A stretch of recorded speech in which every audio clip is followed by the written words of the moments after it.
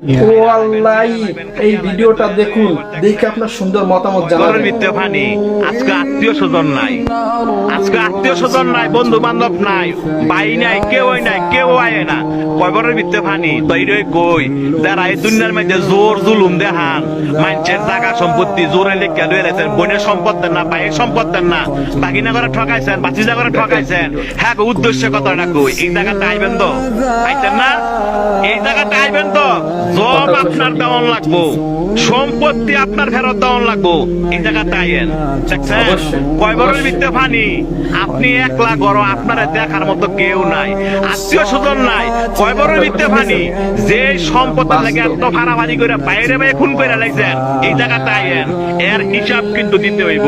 যারা মানুষে বিনা কারণে ফিটাইছেন, মানুষে বিনা কারণে শরম দেন এবং মানুষ টিটকারি করেন, এই জায়গাটা আইয়েন, আটটি মাংস সব ফেরে লাইব।